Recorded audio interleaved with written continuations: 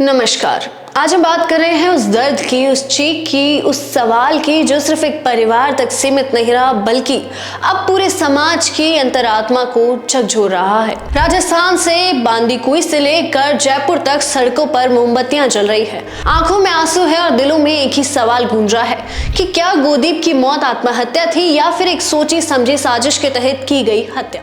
नमस्कार, मेरा नाम है मनस्विनी और आप देख रहे हैं भारत रफ्तार।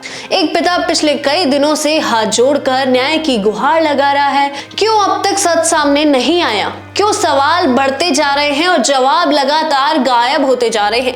एक पिता की पीड़ा, जनता का आक्रोश और सिस्टम के सामने खड़े वो सवाल जिनका जवाब अब देना जरूरी हो गया है, क्योंकि ये सिर्फ अब गोदीप की कहानी नहीं है, ये न्याय की एक लड़ाई है। जो भी आप ये वीडियोस देख रहे हैं, ये सिर्फ वीडियोस नहीं, ये एक टूटे हुए पिता का आप तक एक विनती का, एक निवेदन का जरिया है। मित्रों, जो भी आप आदरणीय वीडियोस देख रहे हैं, ये वीडियोस नहीं, एक टूटे हुए पिता का आप तक एक विनती है, एक निवेदन है।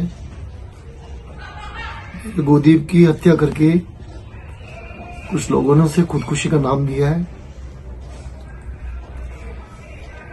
अब गोदीप तो आने से रहा, लेकिन लोगों के सामने सच सामने आया कि गोदीप की हत्या क्यों हुई, उसे क्यों मारा गया और इसके पीछे कौन कौन है। क्या इसके पीछे बहुत बड़ा स्कैम है? क्या इसके पीछे बहुत बड़ी साजिश है? वो जनता के सामने आए, आप सबके सामने आए। ये आवाज है पन्या सेपट उर्फ दीपक मीना की, एक ऐसे पिता की जो अपने बेटे की मौत को आत्महत्या मानने से साफ इनकार कर रहा है। उनका सीधा आरोप है कि ये आत्महत्या नहीं, ये हत्या ही है। आज 15-16 दिन होने के बाद भी अब तक मुझे न्याय नहीं मिला है। यहाँ तक कि मैं आपको बता नहीं सकता, पुलिस का जो रवैया मेरे साथ रहा पहले दिन से, वो मुझे ऐसा लगता है कि जैसे वो किसी और के लिए काम कर रहे हो, मेरे लिए नहीं। मुझे न्याय प्रणाली पे पूरा भरोसा है, प्रशासन सिस्टम पे भरोसा है। आदरणीय मुख्यमंत्री जी, आपसे भी निवेदन है, आप राजस्थान में सरकार हैं, माई बाप हैं, पूरे राजस्थान सरकार के राजा हैं। गरीब हो अमीर हो, किसी के साथ भी कोई घटना दुर्घटना घटती है तो ये आपका फर्ज बनता है कि संज्ञान लें। मैं भी आपसे निवेदन कर रहा हूँ, हाथ जोड़ के विनती है, ताकि किसी और गोदीप के साथ ये घटना ना हो। गोदीप को न्याय दिलाएं। गोदीप की मौत के बाद जयपुर में कई बार विरोध प्रदर्शन हुए, कैंडल मार्च निकाले गए, समर्थन लगातार बढ़ता गया, लेकिन पिता का आरोप है कि ना तो सही से जांच हो रही है, ना ही उन सवालों के जवाब मिल रहे हैं जो एक पिता की आत्मा को शांति दे सके।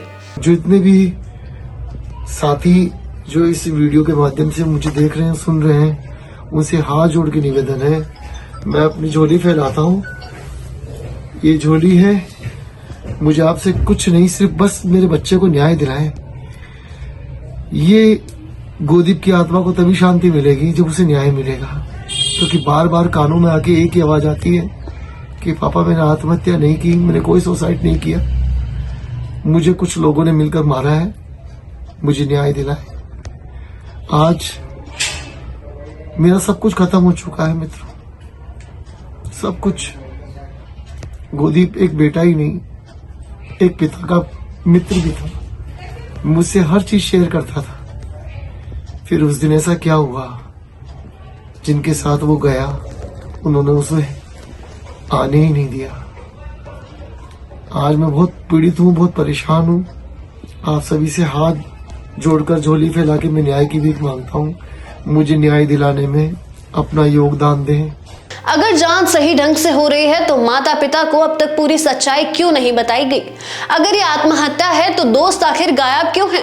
प्रेशर की बात सामने क्यों आ रही है? और अगर ये हत्या है तो आरोपी अब तक बेनकाब क्यों नहीं हुए।